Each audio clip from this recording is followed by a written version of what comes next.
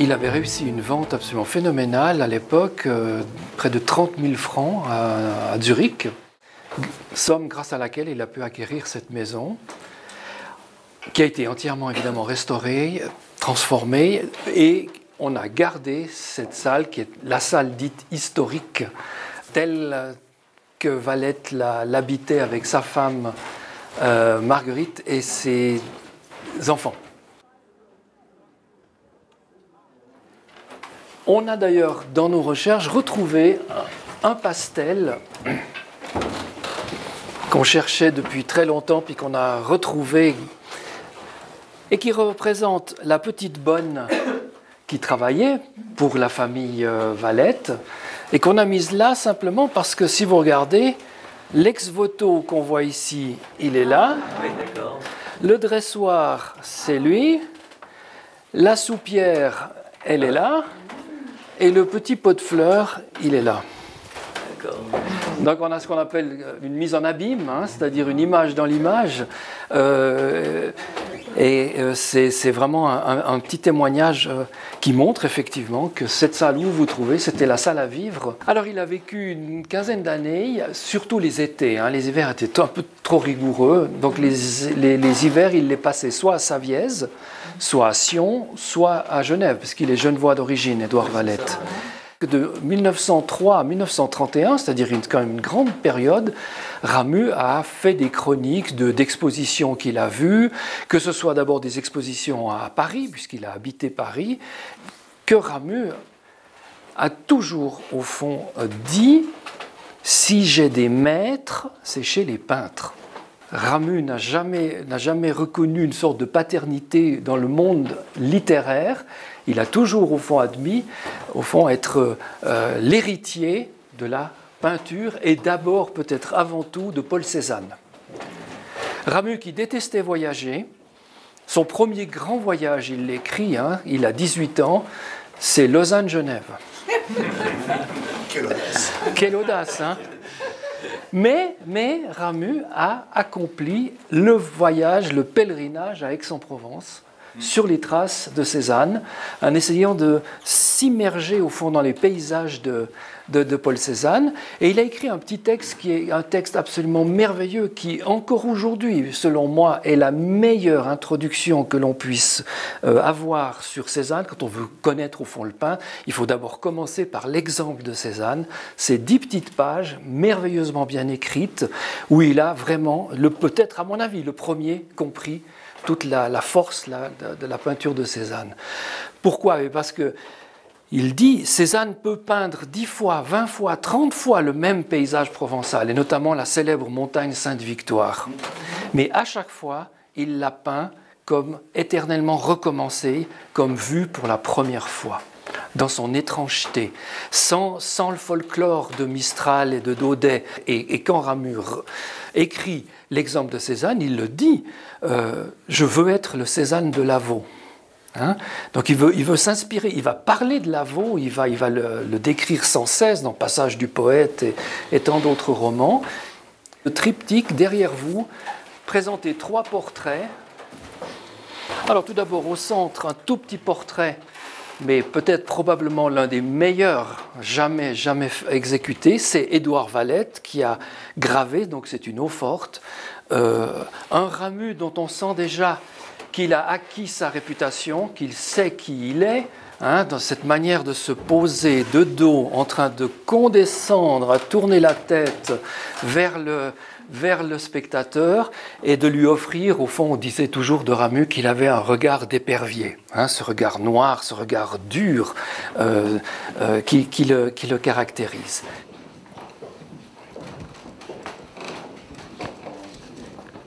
Et on a mis au fond de chaque côté 2 portraits, un autoportrait d'Édouard Valette et un autoportrait de Ferdinand Hodler. Pourquoi est-ce qu'on a choisi ça? Simplement parce que c'est au fond le triptyque des paradoxes. Autant Édouard Valette, par sa peinture, par la force de sa peinture, se rapproche de Cézanne, se rapproche de l'esthétique de Ramu, autant Hodler s'en différencie, et pourtant, entre Ramu et Édouard Valette, c'est un rendez-vous manqué. puisque Charles-Ferdinand Ramu consacrera à peine 4 lignes à Édouard Valette de toute sa carrière. En 1937, il l'écrit, la Suisse n'existe pas. Et il ajoute, il n'y a pas de Suisse, il y a des Suisses. Et encore, pour moi, il y a des Vaudois, il y a des Bernois, il y a des Valaisans, il y a des Genevois. La Suisse, c'est une juxtaposition. C'est une confédération, si vous voulez, mais c'est une juxtaposition. Pour moi, la Suisse n'existe pas. Et qu'est-ce qu'on s'aperçoit, au fond, dans ses écrits, qu'à son corps défendant, j'allais dire à l'insu de son plein gré, pour reprendre la célèbre expression, il est obligé à un moment donné de reconnaître que Hodler est le plus grand de tous. Il lui rend un hommage extraordinaire en 1918, l'année de sa mort, où il dit « Il faudrait que nos autorités fédérales reconnaissent qu'un seul tableau de Hodler a plus de répercussions que tous nos ambassadeurs à l'étranger. » Sacré hommage, hein. Mais c'est à son corps défendant. D'ailleurs, il ajoute « Dommage qu'il soit bernois ».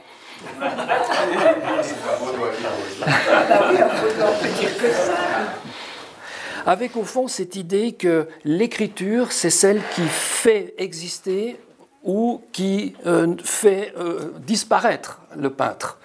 Un mot suffit au fond à élever un peintre ou à le faire retomber. Les Ramu, on sent très bien dans ses écrits, a ce sentiment de supériorité quand même vis-à-vis des peintres. Et donc, il a des fois un style et une écriture paternaliste, bienveillante. Que de fois j'ai lu à propos de tel et tel peintre, il se tâte, il cherche encore, il n'a pas encore trouvé, ça viendra, se donne de la peine, mais on a l'impression vraiment qu'il fonctionne comme un instituteur. Hein. Par exemple, je vous donne un exemple, il dit « Je ne pense pas que la sculpture soit propre à notre race ». La sculpture n'a strictement rien à voir avec la mentalité helvétique. Et il ajoute « Quel dommage que le canton du Tessin soit suisse, appartienne à la Suisse, tant ce canton a produit de plâtriers de mauvais goût. »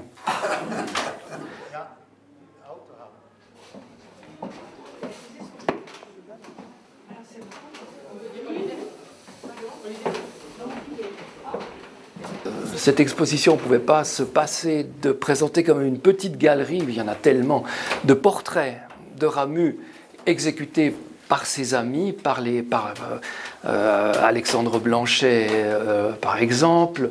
Vous verrez ce petit sous-vert à droite de René Aubergenois, j'y reviendrai tout à l'heure. Mais j'attire votre attention d'abord sur vraiment une trouvaille qu'on a dénichée sous un escalier de la famille, la descendance de Ramu à Bohécourt. C'est un portrait de Ramu jeune, peint par Madame Saint-Gria, donc la mère d'Alexandre et Charles-Albert Saint-Gria, l'un qui va devenir écrivain, l'autre peintre. C'est intéressant parce que d'abord on a très peu d'images de Ramu jeune. Et vous pouvez constater qu'il était beau, hein, c'est un dandy, bel homme. Et c'est d'autant plus intéressant parce que ce portrait correspond au fond au Ramu tel qu'il devait être quand pour la première fois il vient en Valais à l'invitation de son ami Albert Muret à Lens, donc sur l'Adret, là on est sur Lubac, hein, et qu'il fait la connaissance de la domestique d'Albert Muret, une certaine Ludivine Bonvin, dont il va tomber éperdument amoureux. Il va y avoir une histoire d'amour d'ailleurs très très forte, puisque Ramu ira même jusqu'à lui dire épouse-moi et je suis prêt à renoncer. Alors qu'on sait que Ramu, depuis la tendre enfance, a dit qu'il serait écrivain. Hein, il le raconte très bien, il dit, mais il n'avait pas 10-12 ans. C'est un jour son instituteur qui lui dit que sa copie elle est magnifique, qui dit qu'il sera écrivain. Et pour Ludivine, il est prêt à renoncer, donc à endosser, je ne sais pas moi, la vie de vacher ou de berger, en tout cas de montagnard. Alors ça, c'est deux points de sèche réalisés par un artiste contemporain, c'est Guillaume Berson, peintre artiste fribourgeois, qui a exposé l'année passée. Ici à Vercorin, une exposition qui tournait autour de d'Herborance de Ramus, et c'est là qu'il a au fond fait approfondi ses connaissances sur Ramus. Ça l'a beaucoup marqué, et donc il a réalisé ces deux portraits tout à fait étonnants, un peu à la manière noire qui caractérise la peinture de Guy Auberson. Et j'attire votre attention pour finir sur le petit sous-vert d'Aubergenois. Vous passerez peut-être après pour le regarder, simplement parce qu'il est à lui seul, pour moi, il symbolise parfaitement la peinture d'Aubergenois. Quand vous le verrez, ce petit sous-vert, vous serez probablement étonné, parce que Ramus a une tronche de cake. Au fond, si je vous dis fermez les yeux, pensez à Ramus, vous allez avoir l'image les célèbres photographies que vous avez dans tous les ouvrages, ou les bustes taillés par Casimir Raymond ou autres, une belle image d'un homme avec son regard, ou bien le portrait qu'on a vu en bas. Puis là, il a une tronche, on a l'impression qu'il a pris une cuite. C'est une tête qui dérange. Alors on va continuer.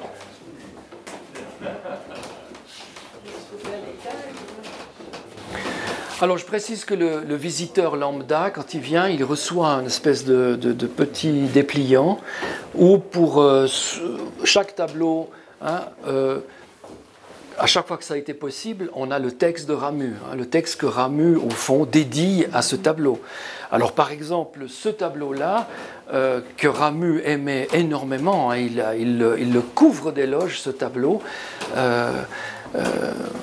s'étonnant au fond de ce que, là encore, la réception de cette toile a été très très mauvaise. Évidemment, elle a des hanches un peu larges, le mollet n'est pas fini, la tête, est-ce qu'elle n'est pas un peu trop petite, est-ce qu'elle a une attitude un peu gauche, qui ne correspond pas à quoi? À ce néoclassicisme qui a tellement marqué les esprits au 19e, où on calculait les proportions de la phalange par rapport au doigt, du doigt par rapport à la main, de la main par rapport à l'avant-bras, et j'en passe. Et on fabriquait quoi? On fabriquait des nus tellement parfaits qu'ils n'existent pas. On a tous nos petits défauts, moi au premier. On a un nez qui que quoi donc, on est tous comme ça, mais c'est ce qui fait qu'on est unique et puis qu'on est beau. Donc voilà, c'est ce que Ramus dit à propos de ce tableau, c'est-à-dire qu'il nous ressemble. Alors que la Sappho d'Henri Regnault ou l'Odalisque d'Ingres, ça n'existe pas. C'est un tableau qui ne semble pas encore terminé, qui quelque part donne l'impression d'encore s'agglomérer, de se finir. Si vous regardez les célèbres natures mortes de Cézanne, lorsque l'arête de la table est coupée par un compotier, l'arête réapparaît, mais pas à la même hauteur. Il y a un décalage. Comme si, il faudrait juste, comme si le tableau était encore en train de. Non pas le produit fini, léché, mais quelque chose qui existe, qui vit, de René Aubergenois. Puis on n'arrêtait pas de demander à Maître Shiba, mais c'est quoi le secret de l'aïkido? Puis toute sa vie, il a expliqué. Puis à la fin de sa vie, quand on lui a demandé qu'est-ce que c'est que l'aïkido, il a dit c'est la feuille d'automne qui tombe dans la rivière et qui s'en sort. Tant que la feuille suit le cours de l'eau, suit le mouvement, elle risque au fond de survivre. Si elle essayait au contraire de remonter le cours, elle se déchiqueterait. Voilà, quand on arrive au fond à résumer au fond tout un art, toute une vie d'une formule, d'une simplification, quelque chose d'élémentaire comme ça, pour moi c'est le summum de la sagesse. Je vous propose de passer dans la salle là, en face.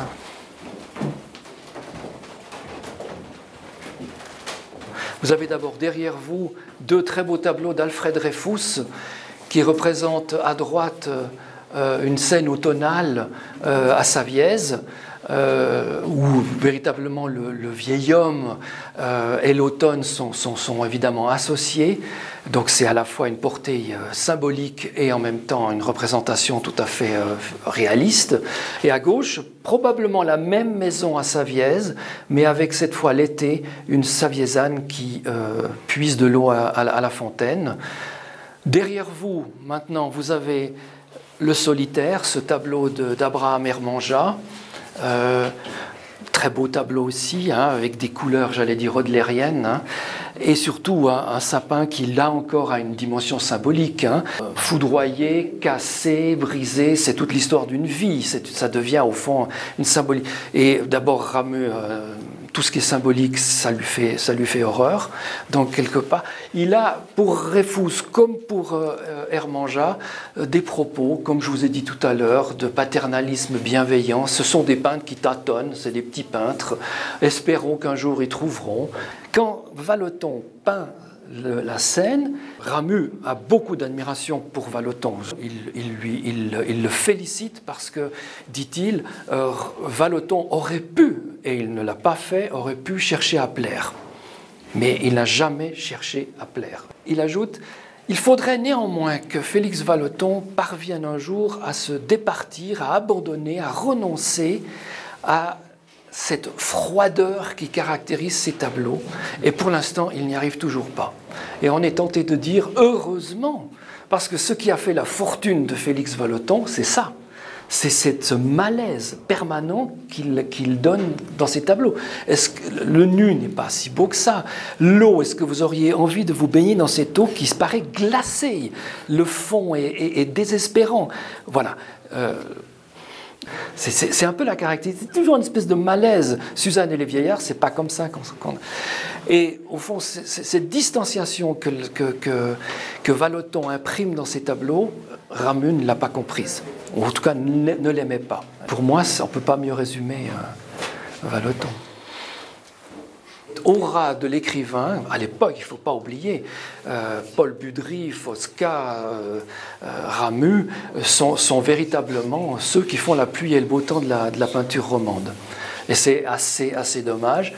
Tout comme ce tableau, voilà, Édouard Valette, Le Jardin en mai, qui est une œuvre que Valette exécute avant son séjour en Valais, où il va complètement changer de tonalité. Hein. Tandis qu'ici, on a quelque chose qui se rapproche bien plus du plénérisme impressionniste.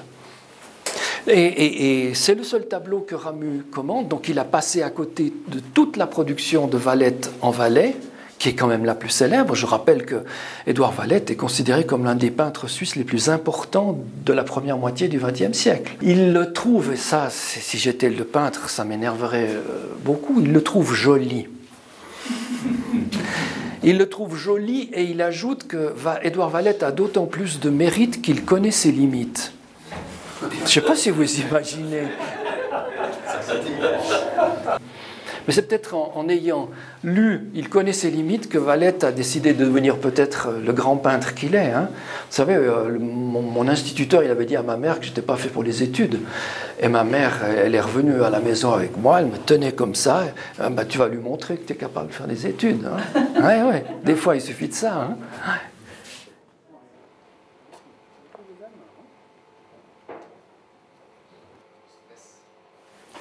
Qu'il s'agit ici d'un tableau d'Albert Muret, qui est l'ami de toujours de Ramu, chez qui il allait quand il venait en Valais.